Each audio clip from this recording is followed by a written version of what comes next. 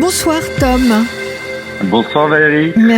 Merci d'être avec nous ce soir dans la libre antenne d'Europe 1 pour nous parler de votre métier qui nous laisse tout le temps dubitatif. Alors, magicien, ça on sait ce que c'est, on a tous assisté à un moment donné ou à un autre de nos vies à un numéro de magie. Mais alors en plus vous êtes mentaliste. Ça va forcément ensemble les deux ou pas, Tom ? Alors il y a un vrai lien entre les deux. La magie, ça va être quand on va utiliser les objets, quand il y aura le côté illusion. Et le mentalisme, c'est plutôt une branche de la magie, plutôt la magie mentale. Donc chaque magicien peut être mentaliste et ensuite on choisit un peu ce qu'on préfère. Certains vont préférer partir vers l'hypnose, d'autres vers la magie, d'autres vers la grande illusion ou le mentalisme. Vous avez quel âge, Tom ? Là, j'ai 32 ans. Et vous êtes magicien mentaliste depuis combien de temps ? Alors, ça fait 15 ans que je pratique la magie et le mentalisme. Et ça fait depuis peut-être 5 ans que c'est vraiment devenu mon métier à temps plein. Et que j'en fais pratiquement tous les jours pour les événements d'entreprise, principalement. Quand vous étiez petit, vous étiez déjà en train de faire des tours de magie ou pas ? J'ai démarré assez tard. En fait, j'ai démarré quand j'avais 14 ans. Après, il faut définir ce qu'est petit, mais à 14 ans, j'ai rencontré un magicien à un spectacle et ça m'avait tellement plu. J'avais adoré l'ambiance que ça avait créé. J'avais adoré le fait qu'avec mes amis, on sort de là avec plein d'énergie positive. Et je me suis dit, tiens, c'est ça un jour que je voudrais faire. Et la vie a fait que, naturellement, les décisions que j'ai prises à ces moments-là m'ont emmené vers ce métier. Alors, comment on devient mentaliste ? Alors, il y a plein de manières de devenir mentaliste. Souvent, ça démarre par une rencontre où on rencontre un mentaliste qui commence un peu à allumer une petite flamme chez nous. Et ensuite, on va essayer de se renseigner autour de nous, rencontrer d'autres mentalistes, aller à des conventions de magie, par exemple, tous les ans. Soit ça va être en Angleterre, soit ça va être aux États-Unis ou en Europe. On va voir d'autres mentalistes qui vont faire des conférences sur ce qu'ils ont appris de nouveau, ce qu'ils ont développé, les choses qu'ils ont créées. Et ensuite, nous, on prend des notes, on échange avec eux, on apprend. On rentre dans nos régions et on essaye ensuite de faire ça autour de nous sur nos publics respectifs. C'est quoi la définition du mentalisme, Tom ? Alors c'est très vaste. Chaque mentaliste va avoir un peu sa propre définition. Il y en a qui vont parler peut-être plus d'analyse comportementale, d'autres de lecture de pensée. Moi, ma définition, c'est vraiment un moyen pour générer des émotions positives chez les personnes que je rencontre. Et donc, ça va être leur demander de penser à des rêves, de penser à des voyages, de penser à plein de choses qui ont un lien direct avec eux. Et mon but, c'est de le deviner et d'en faire un tour. Donc, votre but, c'est de rendre les gens heureux ? Et voilà, exactement. Mon métier, c'est de rendre les gens heureux. C'est quand même pas mal comme mission de vie, ça. Ouais. Je m'éclate tous les jours dans ce métier-là et c'est rencontrer tellement de personnes venant du monde entier. C'est en rencontrant des personnes que je me retrouve là, au téléphone avec vous. Et c'est ça aussi la beauté, je trouve, de ces métiers-là, c'est que tous les jours c'est différent et il y a des aventures de dingue à chaque fois. Je me suis retrouvé à faire de la magie pour des célébrités, pour des très grandes entreprises, pour des entreprises plus simples. Et chaque événement, pour moi, est une source de joie, de rencontre, et c'est incroyable à faire. Alors, l'aventure la plus dingue, par exemple ? Par chance, j'en ai beaucoup. Celle qui m'a le plus marqué ces dernières années, c'est le fait de faire de la magie à un président en fonction. Donc, c'était Emmanuel Macron. Et d'être engagé, on va dire, pour faire de la magie à lui, Brigitte Macron, son staff, la famille présidentielle, on va dire. Ça, c'était la folie, en fait, de me retrouver à 32 ans à faire de la magie face à un président que je vois à la télé. C'était assez dingue. Et la beauté aussi de la vie, et vous parliez tout à l'heure de synchronicité, en fait, il y a un mois, je me suis retrouvé à faire aussi de la magie, mais cette fois-ci devant François Hollande, le président François Hollande. Et c'est juste parce que j'étais au bon endroit, au bon moment, à présenter mes tours, à créer de la joie, et je me suis retrouvé face à un deuxième président. Et c'est ce que j'adore aussi dans ce métier, c'est toutes ces expériences-là. Ouais, ça aurait été bien de faire un tour de magie pour la France, en l'occurrence. Bon, je dis ça, je dis rien. Est-ce qu'on peut tous devenir mentalistes ou pas ? Oui, je pense que tout le monde pourra devenir mentaliste et on aura chacun notre manière de fonctionner. Peut-être qu'il y en a qui vont essayer d'aller vers quelque chose de plus émotif, d'autres qui vont essayer d'aller vers quelque chose de plus impressionnant. On peut tous le devenir, il faut quand même avoir une appétence pour le public, être à l'aise donc forcément face à un groupe, face aux rencontres, être peut-être très bon observateur pour arriver à voir des choses que d'autres ne verront pas, retenir et analyser des éléments chez des personnes. Donc ça s'apprend et c'est l'expérience qui fait qu'on devient bon mentaliste. Est-ce qu'il faut quand même des compétences particulières, je sais pas, un travail de mémoire par exemple ou pas? Parce que vous mémorisez beaucoup de choses, non, pendant les numéros? Oui, on mémorise beaucoup de choses. Pendant le numéro, il y a énormément de concentration parce que j'aime beaucoup retenir le prénom des personnes avec qui j'aime beaucoup retenir les prénoms tout simplement, mais en même temps je dois faire mon tour, donc je dois me souvenir de la suite du tour, mais en même temps si quelqu'un pense à quelque chose, je dois me souvenir de comment je vais analyser cette information-là. Si j'ai reçu et je ressens le souvenir, à retenir exactement ce qu'est ce souvenir, à faire un lien peut-être avec ce qui a pu être dit quelques minutes avant dans le groupe.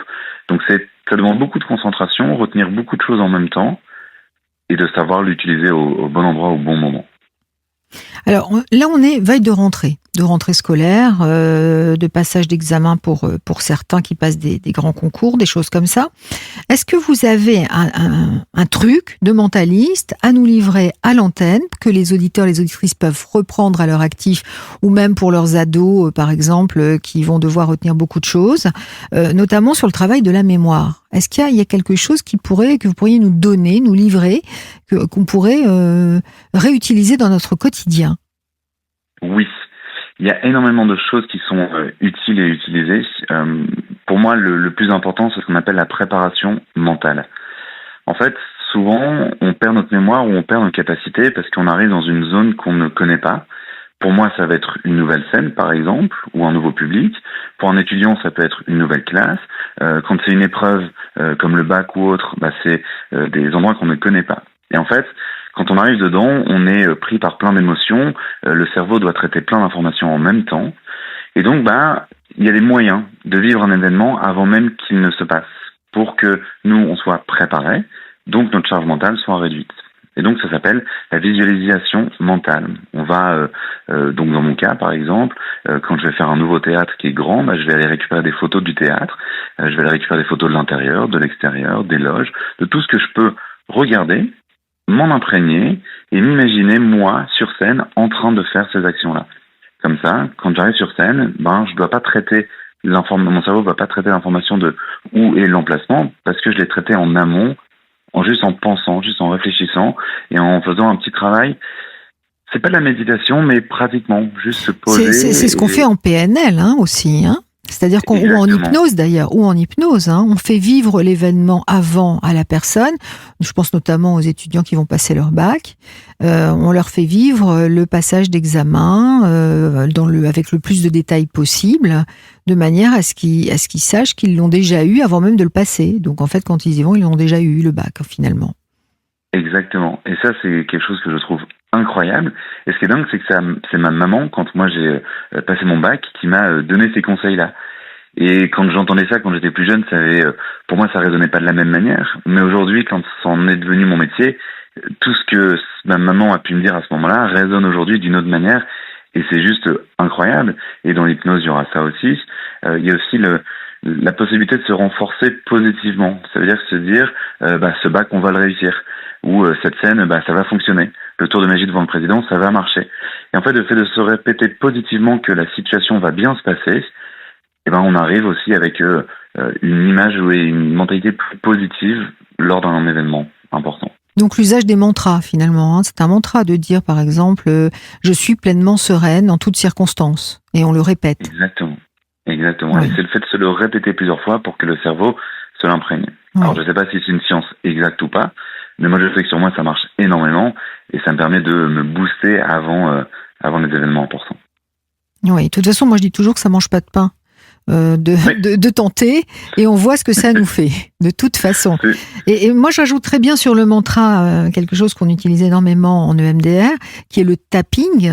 Donc, en alternance, par exemple, vous appuyez, vous faites le papillon, vous croisez vos bras, et en alternance, vous allez appuyer assez doucement, mais quand même assez fermement, en alternance sur chacune de vos épaules, en vous répétant le mantra.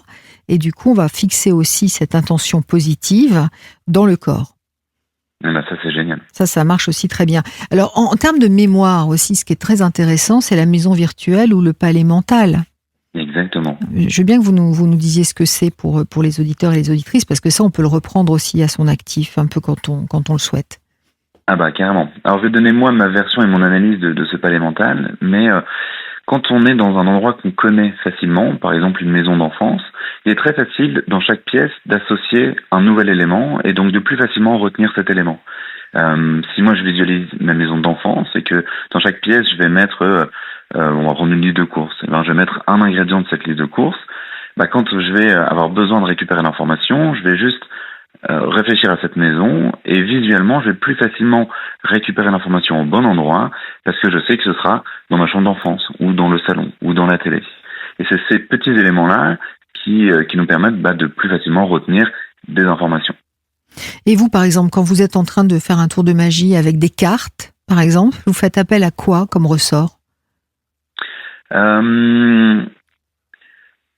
Beaucoup d'analyse en direct. C'est-à-dire que le tour que je vais faire va être un automatisme. Je l'ai fait des centaines, peut-être des milliers de fois.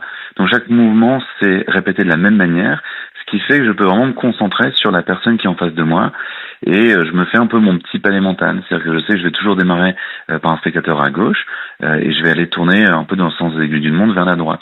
Donc à chaque fois qu'il se passe quelque chose avec un spectateur, la nouvelle information que je vais avoir, c'est son prénom, peut-être 2-3 informations que cette personne va dire sur elle-même, et je vais l'associer à une partie du tour. Donc je vais très facilement pouvoir retenir l'information à ce moment-là. Et une fois qu'elle est ancrée visuellement chez moi, je vais pouvoir la retenir plus longuement. Donc si je vais recroiser cette personne dans la soirée ou peut-être la semaine après, il va être plus facile pour moi de retenir son prénom et de tout de suite la rappeler par son prénom parce que je l'avais associé à un moment d'un tour de magie que je connais par cœur. Est-ce que vous avez des trucs à nous livrer sur la gestion du stress, qui est un grand sujet de rentrée, là aussi ? Ouais, ça c'est vrai que le stress c'est un gros sujet, on va dire, pour tout le monde. Déjà utiliser la répétition mentale, la visualisation, c'est quelque chose qui est vraiment utile pour être apaisé sur place, parce que le stress peut être lié par la nouveauté, par l'ensemble de nouvelles informations qui arrivent en même temps. Donc le fait d'avoir préanalysé ça permet de vraiment gérer le stress. Et moi, toujours de mon côté, la manière dont je vais le gérer, c'est d'être surpréparé. Ça veut dire que je vais toujours avoir un plan B au cas où. Comme ça, si quelque chose ne se passe pas bien, je sais que je vais tout de suite prendre le chemin alternatif. Et en fait, je vais pouvoir me libérer d'un stress parce que si le tour ne rencontre pas le succès souhaité, je sais que je vais pouvoir bifurquer et tout de suite enchaîner vers quelque chose d'autre. Aux yeux du public, ce sera invisible, mais c'est une manière pour moi de gérer ce stress-là. Donc en fait, vous travaillez 2 tours en même temps à chaque fois. Vous savez que vous avez un plan B. Vous savez que vous avez le plan B. Voilà, mais alors quand on passe un examen, par exemple, on n'a pas de plan B. Non, quand on passe un examen, ça va plutôt être la partie préparation où être surpréparé permettra d'être plus à l'aise sur place. En plus des exercices plus classiques, on va dire, de respiration et de vraiment prendre l'élément dans lequel on est, on va dire, s'imprégner de la pièce dans laquelle on est et vraiment de vivre le moment à fond, en soufflant, en prenant le temps. C'est aussi un moyen de pouvoir se relaxer et donc déstresser. Oui. Il y a un autre truc que j'ai envie de livrer aux auditeurs et aux auditrices, c'est le cercle d'excellence en PNL, qui est que vous visualisez un cercle devant vous avec de la couleur qui représente par exemple la confiance en soi. Vous faites un pas, vous rentrez dans le cercle et vous associez l'odeur qui représente la confiance en soi, l'image qui représente la confiance en soi et le son. Et vous ajoutez tous ces éléments évidemment en visualisation, tandis que vous êtes les yeux fermés au centre de ce cercle de la couleur qui représente la confiance en soi, et vous serrez très fort le poing, par exemple le poing droit, de manière à ce qu'il y ait un ancrage aussi corporel, en associant toutes ces images de confiance en vous, en répétant le mantra « j'ai pleinement confiance en moi ». Ça marche aussi assez bien. On est toujours sur ce pouvoir du cerveau, en fait, finalement. Ouais, vous êtes une experte, Valérie. Bah, je suis un petit peu praticienne aussi en PNL, donc voilà, un petit peu, génial. voilà. C'est Alors, cool de livrer ça. voilà, c'est quand même des petits trucs qui sont importants à savoir quand on est en situation comme ça de stress. On les fait quelques minutes, on s'isole avant d'aller passer un entretien d'embauche, un entretien d'évaluation, de rentrer dans une classe quand on connaît pas sa classe. Bon, c'est des petites bricoles, mais qui nous permettent de nous recentrer. Je crois que c'est important d'avoir ces petits tips. Et ça fonctionne à tous les coups ou pas? Ça peut ne pas fonctionner. Mais le but, c'est de toujours avoir ce fameux plan B qui fait que Vous ça allez vous marchera récupérer. d'une autre manière. On va récupérer. Parce que un spectateur ne sait pas quelle est la fin du tour. Donc si je demande à quelqu'un de penser à une destination et que au lieu de la deviner, je la fais apparaître sur un papier ou alors d'une manière magique, et ben en fait, si elle apparaît, c'est peut-être que le tour s'est pas passé comme prévu. Et ben au final, le spectateur, dans tous les cas, sera impressionné. Dans tous les cas, il passera un bon moment, mais il sait pas qu'il y a eu une erreur.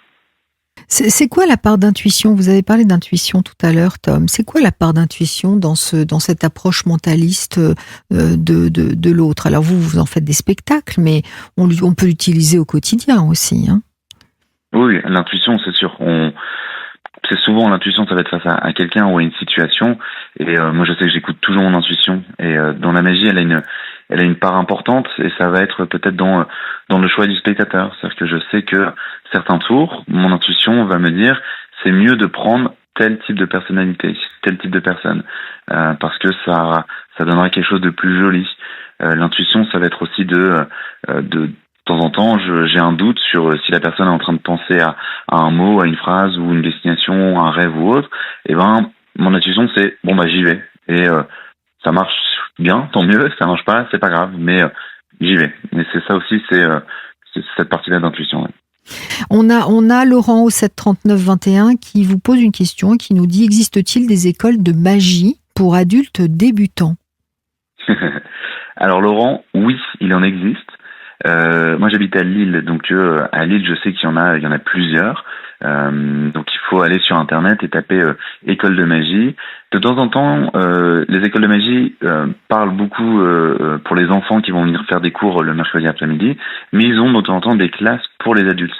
Donc il est bien sûr possible. Si vous voulez me contacter en direct, vous pouvez sur Instagram, vous pouvez me contacter. J'essaie de trouver dans votre région des écoles. Il y a de temps en temps, il y a des événements en lien avec la magie directement dans votre ville. Et donc c'est en allant à tous ces petits événements-là, c'est là où vous allez rencontrer une personne qui va vous dire: ah bah tiens, moi je donne des cours soit individuels ou soit de manière collective. Donc c'est très facile de trouver des écoles autour de chez soi. Comment on vous trouve sur Insta, Tom? Parce que je n'ai pas donné votre nom de famille, puisque les auditeurs en général ne le donnent pas, mais vous, là en l'occurrence, les auditeurs le réclament. Alors on vous trouve comment sur Insta? Alors vous pouvez chercher Tom Kos Magicien, donc c'est TOMCO2S Magicien. Et alors vous, dans une première vie, vous faisiez quoi? Alors moi, mon premier métier, c'est d'être chef de projet événementiel. Donc j'organisais des événements dans lesquels je travaille aujourd'hui d'ailleurs. J'organisais des croisières en bateau en Sicile, j'organisais des salons événementiels à Paris et à Lille, principalement pour des entreprises. Donc je baignais vraiment dans ce domaine-là. C'est d'ailleurs ce que j'ai étudié quand j'étais en école à Lille. J'ai étudié cette partie événementielle. Donc j'ai appris à avoir cette certaine rigueur d'organisation, de gestion d'événements. Et c'est un métier qui m'a plu, mais c'était dingue. En fait, les journées étaient toutes différentes. On vivait des aventures assez incroyables. Mais j'avais quand même besoin que ma passion soit au cœur de mon métier pour que ça ait du sens pour moi. Donc là, vous allez vous amuser jusqu'à la fin de vos jours? Oui. C'est la chance de ce style de métier-là, c'est que la fin, elle est vraiment très lointaine parce que il y aura toujours des projets et il n'y a pas d'âge de retraite similaire aux autres parce que ça continuera toujours. Je me vois pas changer de métier parce que c'est quelque chose que j'aime mais profondément. J'ai la chance d'en vivre et très bien parce que je travaille pour beaucoup d'entreprises partout en France. Donc c'est quelque chose qui va rester longtemps et c'est des carrières qui évoluent, qui bougent. Il y a des projets qui arrivent. Il y a beaucoup de choses qui changent tous les jours. Donc on ne sait jamais où ça va, mais ce que je sais, c'est que je ferai toujours de la magie et du mentalisme pour les entreprises. En tout cas, redonner le sourire aux gens, c'est un joli chemin de vie, en tous les cas, Tom. Oui, je suis d'accord. Merci beaucoup de nous avoir donné quelques petits trucs là pour aborder cette rentrée ce soir dans la libre antenne d'Europe 1. Un grand merci à vous. Et puis, je vous souhaite bonne route, évidemment. Merci. Pleine de magie. À bientôt. Merci. Au revoir. Au revoir. Europe 1, la libre antenne.